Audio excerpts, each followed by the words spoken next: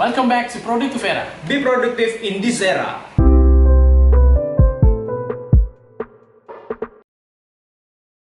Oke, kembali lagi dengan kami, aku Argi dan Angga. Hari ini kita bakal bahas apa, Mbak? Kita mau bahas tentang sistem hukum, bobroknya hukum di Indonesia. Oh, bakalan seru kayaknya. Agak-agak ini Soalnya lah. kita tahu sendiri kan hukum di Indonesia itu seperti apa. Makanya, ini Jadi, patut kita bahas gitu. Pasti, apalagi yang sekarang lagi heboh sekarang kan. Betul. Nah, itu yang bakal kita bahas nanti, hukum-hukum di Indonesia yang mana yang sudah sering lah kita dengar, yang ibarat pepatah tuh bilang menumpul ke bawah, menumpul ke atas, tajam ke bawah. Betul. Itu dia. Hukum itu lebih ini ya, lebih Ya. sakit ke bawah ya, orang-orang bawah ya gitu ya. Jadi nggak merata gitu kan, harusnya kan Betul. sama-sama tajam tuh. Nah, sekarang kita di sini mau ngebahas apa ya? Pertama itu masalah kasusnya yang baru-baru hangat ini tentang Novel Baswedan. Itu seru sih asli. Ya. Itu apa ya, kalau digambarin dengan satu kata itu, rasanya pengen Ya, ngomong kasihan gitu. Kenapa ini hukum Indonesia tuh segini kali gitu ya. Iya. Jadi kalau kita bahas kilas ya tentang kasusnya Novel Baswedan, beliau itu adalah salah satu penyidik di KPK ya. Kemarin kalau nggak salah beliau ada menyidik satu case tentang korupsi, entah yang besar. betul. Pasti. Cuma mungkin kedengar sama orang-orang yang mau diselidiki, jadi timbullah masalah ini gitu. Ya itu tapi sampai sekarang sih itu jadi kayak apa ya, kayak konspirasi sih. Tapi tapi kalau memang kita logikakan, sudah pasti. Iyalah. Ya kan, udah pasti ada di belakang itu, yang dimana orang ini yang merintah ini dia nggak mau diselidiki. Betul sih. Jadi menurutmu kira-kira gitu, kasus Novel Baswedan ini kan kita sudah tahu 3 tahun ya namanya. 3 tahun kasus ini udah nyampai ke pengadilan, sampai udah ada satu. Sekarang baru pengadilan ya. Udah ada satu kemarin. Tapi ada ya? Ada satu. Cuma Novel Baswedan sendiri bilangnya kayak ini cuma kayak formalitas nih. Ya, salah satu formalitas hukum doang gitu. Oke, aku malah baru tahu. Jadi itu sekitar 3 tahun atau berapa tahun itu baru ketemu pelakunya. Pelaku yang utama ini kan, Ada yang dua. oknum ini kan. Betul, ada 2. Kalau nggak salah itu inisialnya RK sama satu lagi apa saya lupa lah itu satu lagi. Nah, itulah kalian bisa baca lah. Nanti kita bakal nampilin juga di sini pasti. Gimana menurut aku?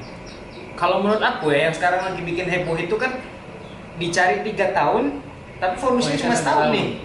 Itu aku rasa loh ya, ini menurut aku ya, aku disclaimer, ini menurut aku, itu pasti ada sesuatu di belakang. Oh gitu. Ya sekarang gini logikanya, kita pakai logika nih. Kita ngomong pakai logika. Subuh-subuh si oknum ini bawa air keras. Asam sulfat kalau nggak salah. Ya, air keras. Itu mau ngapain? Mau minum Itu satu. Nggak mungkin diminum Iya, kan? Satu. Itu satu. Terus yang kedua, mereka kan berdua tuh, ya kan, satu motor. Terus gimana caranya kena muka itu nggak sengaja? Iya, yang sedang dibahas sekarang ini kalau nggak salah katanya jaksa itu bilangnya karena nggak sengaja makanya divonis jadi Iya, 1 tahun. Sedangkan gimana caranya kok nggak sengaja? Nggak sengaja. Kalau air putih nggak sengaja ya oke lah. Kalau misalnya itu ada polisi tidur atau lobang, ya Pas lagi kan, mabuk, terus bar kena orang, itu Baru. oke, nggak sengaja. Terus dia Tapi nggak nggak kabur, mungkin, tapi nggak mungkin itu ke kepala, larinya ke wajah, pasti larinya ke tangan, segala macam. kaki, apa segala pokok bagian bawah, kan nggak mungkin ke wajah itu sengaja. Nggak logik. Balik lagi ke pernyataan Novel Baswedan sendiri ya, karena ini tuh sebenarnya kasus yang bisa dibilang berat ya, kasus berat ya. Ya pastilah. Ancaman hukuman penjara untuk pelakunya itu harusnya lebih parah, lebih berat lah daripada yang udah kena. Soalnya si Pak Novelnya sendiri itu cacat. Iya, Ya kan, sampai harus pakai alat bantu dia Betul. untuk melihat. Beliau sendiri bilang katanya itu mungkin kalau nggak ada yang bantu dalam waktu 20 detik mungkin beliau udah nggak ada di ngeliat. sini lagi ya gitu. Udah nggak Jadi ngeliat. karena itu karena ada yang nolongin terus juga kasih air putih bersih, dialirin. Jadi ya alhamdulillah selamat gitu. Ya itu. Nah itu sih flashback dari kasus Novel Baswedan dia sendiri. Iya. Jadi dari sisi hukumnya itu gimana bobroknya gitu? Terlalu bobrok sih kalau ini. Karena apa? Kayak ini si hakim ini, kalau menurutku alasannya itu nggak berdasar. Dia bilang itu nggak sengaja gitu. Jadi kalau misalnya si hakim ini kita ketemu di jalan, kita lagi ada kopi nih, bawa kopi gitu kan, bawa kopi terus kita siram. Aku mau jahit lah, siram ke muka dia ya kan, dia punya muka tuh kita siram terus habis itu dia marah-marah, oh pak maaf nggak sengaja. Nggak wajar. Terima nggak? Pasti dia emosi pasti dong. Kan, emosi lah. Gitu. Itu baru kopi loh. Ini air keras loh. Air keras bikin cacat. Betul. Sampai dia punya mata kan kayak gitu kan sekarang kan. Pak Novel ya. Buta sebelah ya, blind ini ya. Ya, half blind. Ya half blind. Jadi menurut aku sih bobroknya dari sistem hukum di Indonesia tuh karena dari sistem penegakannya. Iya. Ya, karena mungkin kita sudah ngikutin step by step dari formalitas pengadilan, tapi secara tidak langsung penegakannya itu yang bikin kita bisa bilang geram karena ini sistemnya tuh nggak pas sudah penegakan itu kayak tidak adil gitu karena masyarakat sendiri lah, saya sama Argi sendiri semua lah masyarakat di Indonesia tuh bakalan lihat bagaimana ya kok lucu di dagelan soalnya ya itu dia kita nyari ini 3 tahun nyari pelakunya itu 3 tahun loh, lamanya terus divonisnya cuma setahun ya mending ya memang sih harus dicari tapi kan masa setahun. Iya sih itu loh karena korbannya pun seperti itu gitu loh. Kita tengok ke kasus-kasus yang serupa penyiraman itu rata-rata semua sepadan gitu loh, sepadan dengan jaksa penuntut umumnya. Mereka ada yang minta 12 tahun terus sama hakimnya itu dikabulin 12 tahun. Betul. Si pelaku ini ada yang minta 15 tahun tapi dikasih sama hakimnya 13 tahun. Itu kan masih sepadan gitu loh. Sedangkan kok ini pejabat besar loh, ketua penyidik KPK terus disiram air keras sampai begitu kita bisa lihat sendiri tapi ada sesuatu cuma yang 1 tahun ya pasti bukan cuma saya sama Argi aja, bukan cuma aku sama Argi aja yang nilai ini banyak kejanggalan ya pasti masyarakat di Indonesia mulai dari Sabang sampai Merauke bakalan lihat kalau ini nih ada yang aneh gitu, apa ya aneh. Dan Pak Novel Baswedan sendiri pun juga kebingungan. Iya. Nah, sampai si Bintang Emon itu, ini fun fact sih. Iya. Bintang Emon ini kan dia buat video tentang dia kesel tentang itu kan. Betul. Nah, si Pak Novel itu dia sampai komen loh. Dia bilang apa? Terima kasih. Berarti kan itu artinya yang dibilang Bintang Emon ini mewakilkan apa yang dibilang keresahannya Pak Novel sendiri kan. Sampai kalau nggak salah di repost sama Mata Najwa itu kan. Makanya cuma tiba-tiba ada yang menyerang dia langsung di Twitter dengan tidak fake akun gitu. Jadi banyak yang nyerang siapa? Nyerang si Bintang Emon. Jadi kayak bikin nama Bintang Emon tuh jelek. Katanya dia konsumsi sabu pas lagi bikin opini-opini gitu, pas juga ada pengaruh alkohol di segala macam. Nanti itu ada. Kalau nggak salah nanti aku bakalan kasih kalian contoh apa itunya. Ini kalau benar ya, kalian yang posting nge-tweet di akun Twitter Bintang Emon make apa segala macam, pakai fake akun, banci, goblok asli. Kalau mau berani pakai akun asli dong. Tapi sebagian besar sih ada juga yang kayak menyangkal nggak mungkin lah Bintang Emon kayak gini kan, atau ya sudah pasti kalau orang yang logik pasti tahu. Terus juga menilai bahwa kayaknya hukum ini ya kayak gini gitu, sistemnya bobrok segala macam gitu. Nah itu untuk kasus Novel Baswedan tentang baru-baru ini. Nah kita mau ngebahas lagi kasus-kasus yang agak mirip dengan yang sistem-sistem hukum yang nggak jelas itu. Apa nih salah satunya? Banyak sih ya, kayak hukuman para koruptor. Para koruptor itu bisa dibilang di Indonesia ya, itu enak.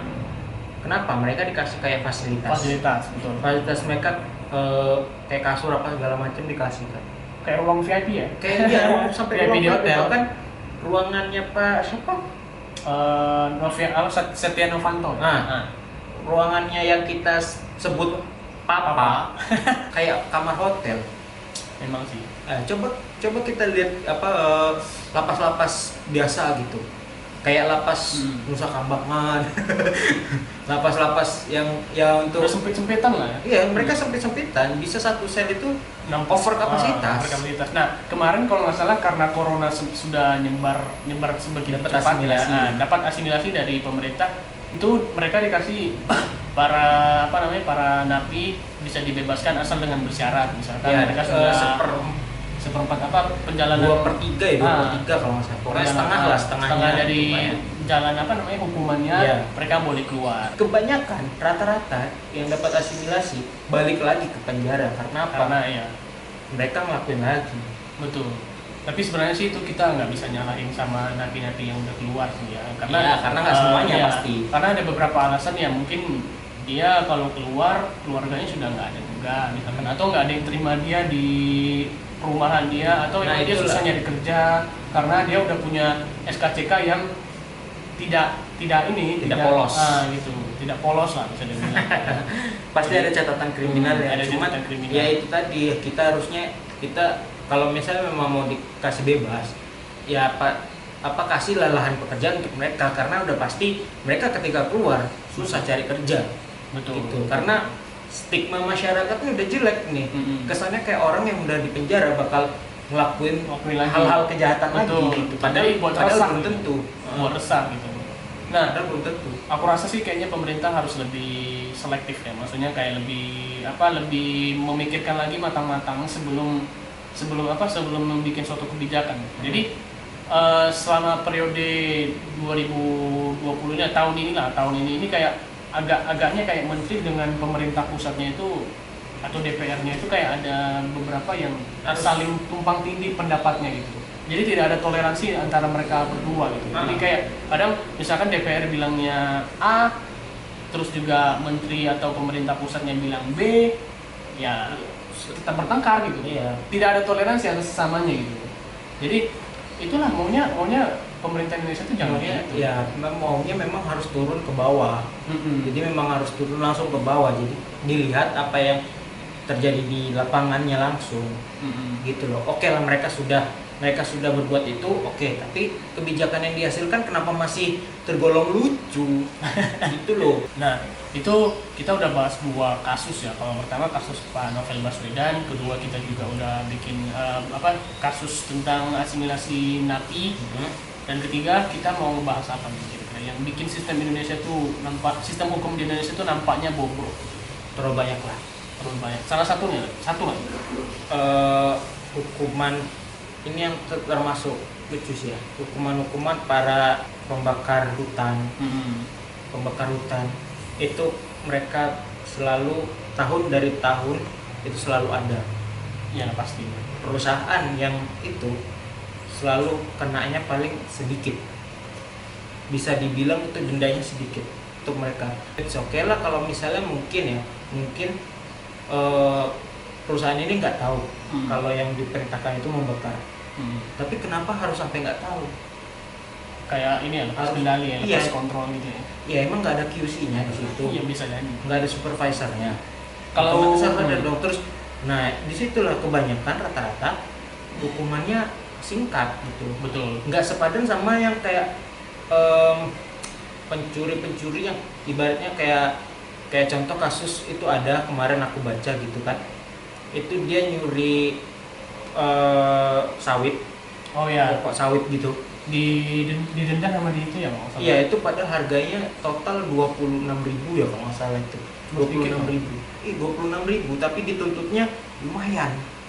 Berapa tahun gitu kemarin. Nanti kita tampilin lah, coba di sini kita tampilin. Nah, itu dengan alasan hakimnya itu bilang itu untuk buat jera karena sering terjadi. Ya, tapi gitu dong. Tapi kalau misalnya memang seperti itu, oke, wajar itu untuk buat jera, tapi ya hukumannya harus padan dong dengan jumlah yang dengan sedikit. Nah, kesimpulannya menurut aku dari kasus pertama, kedua dan ketiga, tahu nggak apa? Semuanya nggak adil. pertama. Itu udah pasti. Pasti. Itu udah pasti Kedua, namanya itu pasti. Kalau kamu punya duit, kamu punya uang, kamu punya power. Iya, udah Pasti. If you have money, you have power gitu. because More money, more power. Nah, Iya. di Indonesia tuh bisa dibilang ya, bisa dibeli. dalam kasus betul. Hukuman bisa dibeli. Yeay, jreng jreng. Banyak sekali hukum-hukum yang nggak adil. Jadi menengah ke bawah itu mereka rata-rata nggak dapat keadilan yang seadil-adilnya. Sebenarnya ya kasus 1, 2, 3 yang kita bilang ini betul. Satu, tidak adil. Kedua, tidak punya duit, punya kuasa. Dan ketiga itu menurut aku ya kita juga nggak percaya dengan sistem ininya, nggak percaya dengan pemerintah lah. Kita nggak bisa mengandalkan pemerintah. Jangan terlalu percaya. Kita ambil contoh yang paling universal aja lah di Indonesia ini. Kita disuruh bayar pajak mati-matian hampir kalau nggak salah itu tahun berapa, tahun 2000 berapa gitu, kalau nggak salah selebgram harus bayar pajak dari penghasilannya, selebgram. Terus juga youtuber sebagai kita nih, youtuber kita ini kita Lagi dirumuskan. Itu sempat rumor sih, rumor kayak gitu. Nah, di Batam online shop itu paling besar. Ya, itu karena bisa dibilang paling besar ya untuk Indonesia lah, bisa dibilang lah. Itu kan PMK 197 ya. kayak gitu. Pokoknya peraturan Menteri Keuangan kemarin. Nah, itu diaplikasikan untuk seluruh Indonesia. Tapi nih untuk Batam yang aku tahu ya, yang untuk Batam itu ekspor.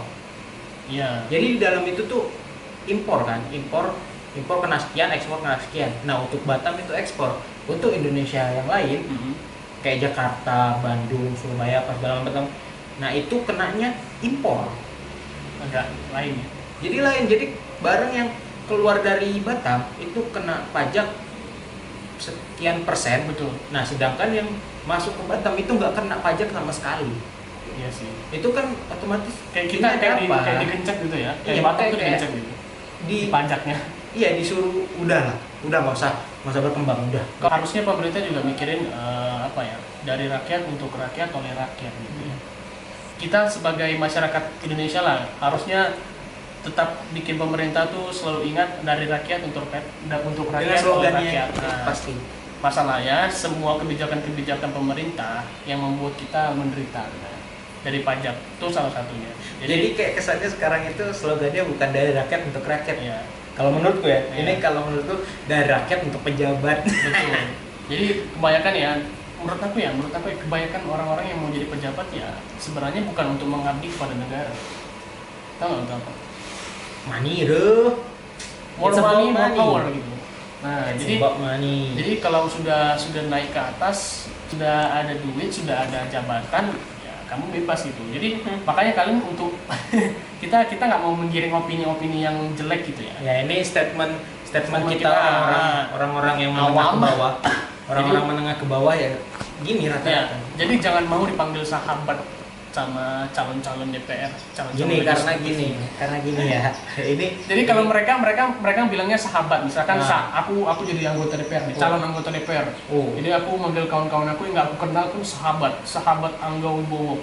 Ya, masalahnya kan kayak menghasut orang supaya dari sahabat. Iya. Jadi ya kayak gini lah kehidupan sosial sekarang. Sama Kalau mau ada jadi lagi- sahabat ya harus ada duit. ada lagi yang lucu nih ya. Ini oke lah, mungkin pemahamannya dia berbeda dengan aku. Ya kan, it's okay. Ini ada pejabat di Batam. Jadi slogannya dia itu bukan slogan sih, kayak kata-katanya itu, aku ingin mewakafkan tenaga dan pikiranku. Itu it's a bullshit. Jadi kayak Mewakafkan. yang namanya mewakafkan berarti kan memberikan secara ikhlas Iya. tanpa perlu dapat gaji segala macam. tanpa perlu segala macam. Yang namanya kayak Intensi, contoh tanah diwakafkan ya udah kok wakafin ke orang, ya udah apa yang Iya. mau dibangun pokoknya yang bermanfaat gitu kan. Statement yang bisa menjebloskan diri dia sendiri sebenarnya. Intinya banyak juga negara-negara yang kayaknya taat pajak dan mereka juga bahagia. Salah satunya Swiss gitu. Mereka rela bayar pajak tinggi tapi yang didapatkan sama rakyatnya itu Ya sepadan. It's okay kalau Nah, sepadan kan. Kita siapa yang nggak mau kayak gitu gitu. Kalau misalkan kita bayar pajak tinggi-tinggi ya nggak apa-apa, nggak masalah. Asalkan ya ada kolam renang di jalan raya oke. Gitu. Kok berenang dulu. Nah, maksudnya kan sepadan. Kan yang penting kita senang gitu kan. Iya. Gimana Indonesia ini bisa dibilang jangankanlah sistem hukumnya, mungkin masih mikirin gimana cara gimana cara maju gitu, bukan sebagai negara maju gitu. Kita kan bisa bilang negara berkembang yang mau maju, kita mikirin itu. Pokoknya kemarin tuh Donald Trump bikin itu statement kalau kita negara maju itu sebenarnya biar kita nggak bisa minjem lagi keluar. Itu. Jadi kayak ya itu gitu. Jadi makanya kalau pemerintah seharusnya kayak lebih ke langsung turun ke bawah lah, bener-bener tanpa ada untuk apa image, pencitraan tanpa ada pencitraan. Nah maunya ya memang bener-bener turun dia ke bawah, bener-bener terus nggak usah ada kamera kanan kiri depan belakang, tidak perlu ada ajudan, nggak perlu. Jadi silakan lihat sendiri langsung. Keadilan kayak gini jadi kayak hukum di Indonesia ini lucu, cuma untuk orang-orang atas aja. Iya, jadi kayak wayang, demokrasi lucu, demokrasi unik. Ya, dagelan. Ya, oke lah. Sekian dari kita berdua, Produktif Era. See you next video.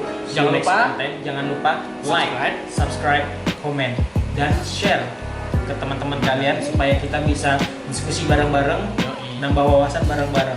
Produktif Era, be productive in this era. Bye bye.